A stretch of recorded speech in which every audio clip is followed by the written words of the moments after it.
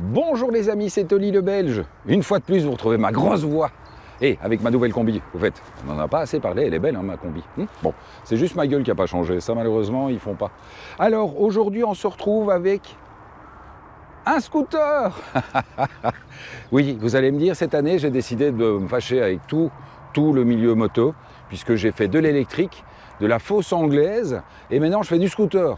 Et t'as fait un CT sur le... plutôt t'as fait un truc sur le CT. Ah, j'ai fait une vidéo sur le contrôle technique également. Donc j'ai décidé de me fâcher avec tout le monde, pas du tout. Alors ici, clairement, sur le Forza 750 2023, on est sur un hybride. Hein? Quoi qu'est-ce? C'est électrique? Non, non, c'est vraiment un hybride entre la moto et le scooter. On a les avantages du scooter, les avantages de la moto, avec de temps en temps les désagréments du scooter et les désagréments de la moto. Oui, Gilles, alors Gilles, avec ses gros doigts, vous montre le truc préféré, le plus et le moins, puisqu'il faut savoir que Gilles, non content d'aimer la boîte DCT, il s'en sert jamais, parce que lui, il roule en manuel quand il est avec une DCT. Moi, c'est vrai que j'ai pris l'habitude, et c'est vrai, j'ai pris l'habitude en partant en Suisse, comme je suis parti avec l'Africa Twin, j'ai pris l'habitude de rouler en full automatique. Justement, cette moto-ci vous propose pas mal d'aménagements à ce niveau-là. Mais on va d'abord s'attarder sur la ligne générale. Donc c'est une ligne générale, un avant qui se rapproche vraiment très très fort d'une moto. Donc ça permet effectivement que les motards vous fassent signe. Ils se disent c'est une moto. Bon, il y en a deux ou trois qui sont... scier le bras par après, scier la main en se disant merde j'ai fait signe à un Scooby. Mais effectivement ça a vraiment une ligne de moto. C'est une transmission par chaîne et ça c'est assez rare aussi sur un scooter. Et évidemment le truc que j'adore toujours, l'avantage et l'inconvénient, c'est un moteur, c'est un twin parallèle qui est mis en position droite, en fait qui est vraiment ici. Et donc du coup, bah voilà, on y perd le fond plat.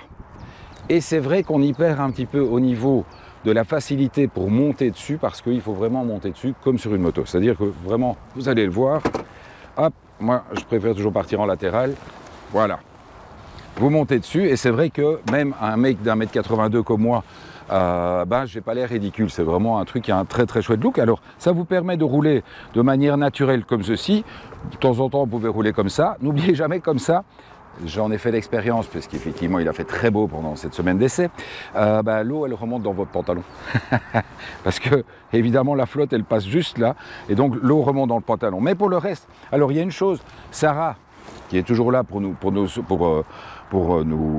montrer les personnes de taille plus réduite et de poids plus réduit également. La passagère d'abord. C'est sûr. Alors, on peut effectivement déjà faire la passagère. Alors, est-ce que c'est fait pour un passager? Alors, on va regarder. Vas-y, vas-y. Le top case est optionnel, bien entendu. Ouais, c'est à l'aise. Bonne position, hein, bonne position. Et en fait, ce qui est toujours bien, c'est d'avoir effectivement cette position un peu surélevée. Ça permet à votre passager de se sentir un peu moins obligé de regarder l'arrière de votre casque, parce qu'effectivement, il y a une belle facilité. Alors donc, je te laisse redescendre. Et donc, effectivement, et ce que je voulais montrer, donc ne pars pas trop loin.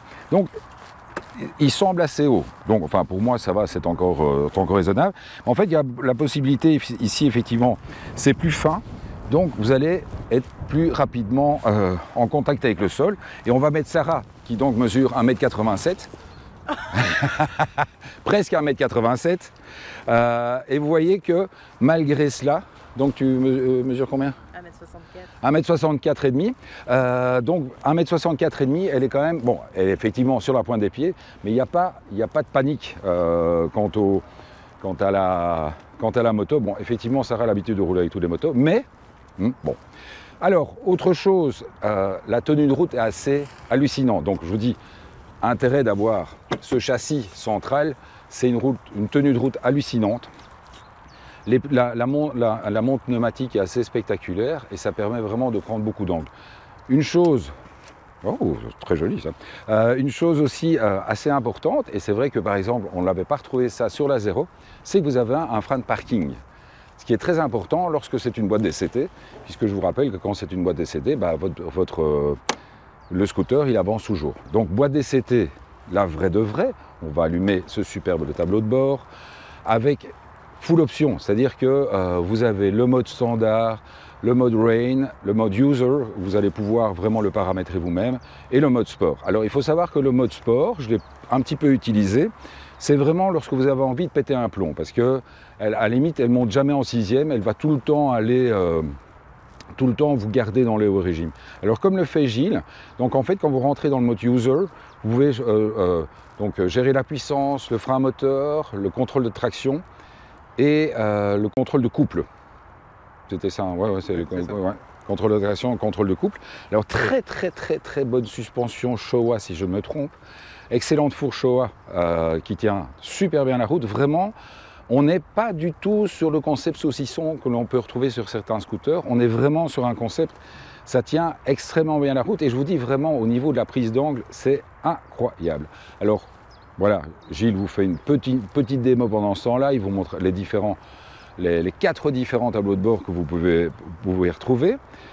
Pour le reste, moi je vais... alors, attention que Honda... Donc là, on est un petit peu sur la Goldwyn des scooters. Honda vous fait un peu payer quand même votre Goldwyn du scooter, puisqu'en Belgique, on est quand même à 12 000 €. 12 000 € tout nu. Ceci, c'est une option. Ce superbe top case est une option. C'est un top case donc, qui fonctionne, il est à 610 €, 615 €.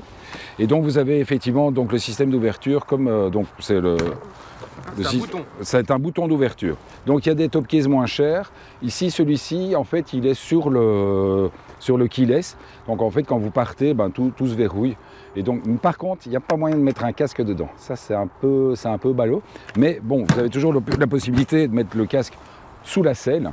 Ça n'a pas changé, mais c'est un seul casque. Hein. Et alors, on est surpris parce que la selle ne s'ouvre pas tellement. Mais donc, vraiment, rentrez votre casque comme ça à plat et ça rentre sans aucun problème. Il y a la possibilité, oui, la fameuse prise, alors tu as appelé ça une prise comment? C'est une prise USB type C, donc c'est une USB type C vers ensuite ce que vous voulez mettre. Voilà. Donc là, oui, c'est une petite prise. Alors ici, il y a également le petit vide-poche. Qui ne se ferme pas. Qui ne se ferme pas et qui n'a pas l'air incroyablement étanche. Pour le reste, donc le pare-brise n'est pas électrique. Comme sur l'ancien modèle. Par contre, tout le reste est tout à fait réglable, donc les poignées sont réglables, enfin les freins sont réglables, etc. Vous avez vraiment, il est vraiment super, il est vraiment très confortable. Ça, c'est un point énorme, très important aussi parce qu'il est très bien suspendu. Donc ça freine bien, c'est quand même 55 chevaux. Alors, 55 chevaux en full, il est disponible en A2. Mais comme je suis quelqu'un de très sérieux, j'ai été me renseigner. Donc n'oubliez pas que si vous l'achetez en A2 et que vous le repassez en full, il faut passer au contrôle technique, puisque vous allez changer les papiers de la moto, donc vous allez devoir passer au contrôle technique. Et c'est une réalité, c'est une réalité. Comme dans ma dernière vidéo où je parlais du fait qu'on était obligé de rouler en phare, en plein phare, enfin en phare de... En feu de croisement pendant la journée, merci Gilles. C'est une réalité aussi, donc vous ne pouvez pas rouler avec vos feux de jour, même si c'est très joli. Si vous tombez sur un policier un petit peu tatillon, vous pouvez avoir une amende parce que c'est interdit de rouler en feu de jour. Vous devez rouler en feu de croisement. C'est quand même pour votre sécurité aussi, donc pensez-y. Allez, on se retrouve, on va faire l'embarqué. Aujourd'hui, on va faire l'embarqué. C'est toujours assez spectaculaire parce qu'on va faire l'embarqué derrière le 4x4 de Gilles. Donc, ce qui veut dire, c'est que, donc, d'une part, je dois rester près de Gilles et en plus, je vois rien devant moi. Donc, on prie. Allez, à tout de suite, les amis. Ciao.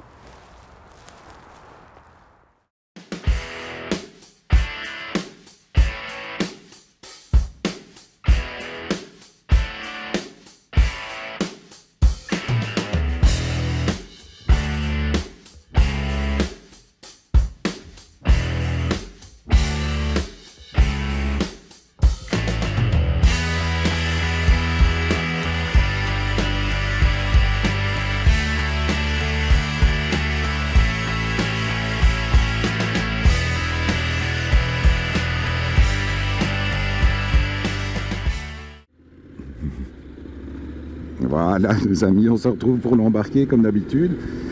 Je vous l'ai dit, aujourd'hui ça va être un peu plus compliqué parce que je suis derrière le 4x4 Bon, j'essaie de voir un petit peu, mais bon, ça va. Donc effectivement, vous l'avez vu, et je vous l'ai dit, tenue de route tout à fait incroyable. Alors des choses qui sont aussi très agréables, c'est par exemple ce clignotant automatique. Et c'est vrai que moi j'adore ce genre de truc, parce que je trouve ça hyper pratique. Donc effectivement, donc c'est un clignotant qui s'éteint. On le connaît tous quand on fait des balades avec les potes. Il y a toujours au moins un pote qui oublie de retirer son clignotant et alors on klaxonne, etc. Donc pour le reste, bah, vraiment position super agréable. Une chose que j'ai regretté, mais donc comme d'habitude qui est en option, vous le savez chez Honda, les poignées chauffantes. Donc il y a la possibilité de les avoir, ça pose aucun problème. Là vous le voyez, je suis Gilles en standard, donc en mode standard. Donc là je suis déjà en 4ème à 50 km/h. C'est effectivement un mode qui permet de rouler de manière assez énergique. Et alors vous avez toujours la possibilité de donc en fait de retaper une vitesse. Lorsque vous roulez, vous avez toujours le bouton ici juste en dessous sur le tableau de bord qui vous permet de retaper une vitesse. J'ai fait un gros démarrage derrière Gilles, ce qui me fait un démarrage juste quand il y a une voiture. Donc vous voyez vraiment la mise sur l'angle est tout à fait exceptionnelle. Et grâce à cette puissance de 55 chevaux, il ne faut pas oublier qu'on parle souvent des T-Max, etc. Ce sont des trucs qui font 40 chevaux. Là, on est sur 55 chevaux, donc c'est un moteur clairement... donc c'est le bicylindre Honda qu'on retrouve sur toute une partie de la gamme. Et donc c'est vraiment un moteur extrêmement puissant pour un scooter. Et c'est vrai que lorsqu'on va se retrouver sur route ou sur autoroute, c'est vraiment un scooter qui prend allègrement de grosses vitesses, raisonnable. On a dit raisonnable au niveau des grosses vitesses, mais ça roule vraiment très très bien. Alors, ce qui est très bien fait aussi, ça, la hauteur du pare-brise permet, on n'a aucun retour au niveau du top case. J'ai jamais eu aucun moment donné de retour au niveau du top case. Au niveau de la vue, bon après ça c'est une question de taille, on en a déjà parlé, donc le pare-brise n'est pas réglable. Donc pour moi il est parfait. J'ai même pas de souffle derrière, donc je peux rouler assez vite, ça ne pose aucun problème. Bien entendu, je suis en train d'essayer un peu de résumer tous les trucs. Moyenne de l'essai. Donc le scooter a un peu moins de 1000 km, j'en ai fait plus ou moins 400. Moyenne de l'essai 4,5 litres. Et on va dire que bon, j'ai eu un peu de pluie, mais la plupart du temps j'ai quand même roulé sur le sec. Et c'est vrai qu'évidemment en mode standard, comme le scooter va passer très très vite de vitesse en vitesse, bah, vous allez consommer beaucoup moins évidemment. Mais donc ça vous permet des grosses étapes. Donc il y a vraiment je vous ai dit, c'est vraiment le trait d'union entre la moto et le scooter, les avantages de l'un, les avantages de l'autre, peut-être les désavantages de certains, les désavantages de l'autre, mais bon, je pense que c'est une évolution. Et ce qui est surtout très important, et ça j'aime à le répéter, c'est putain, arrêtez de penser que les gens qui roulent en scooter ce sont des faux motards. Alors oui, il y en a certains, ce sont de faux, enfin, il y en a certains qui roulent en scooter par besoin, donc ils n'ont absolument pas une envie de motard, mais il y en a d'autres qui roulent à un moment donné en scooter, tout simplement parce que c'est plus pratique et c'est plus facile. Et quand on va en ville, c'est quand même extrêmement cool d'avoir un scooter. Allez, on va se retrouver la semaine prochaine, on continue en DCT, puisqu'on va se retrouver avec la CMX 1100T, donc c'est la Rebelle T, donc c'est la Rebelle avec les valises et avec le petit saut de vent. Et pour le reste, on va se faire plaisir, puisque le reste de la saison, on va encore retrouver de belles choses. Allez, à bientôt les amis, ciao.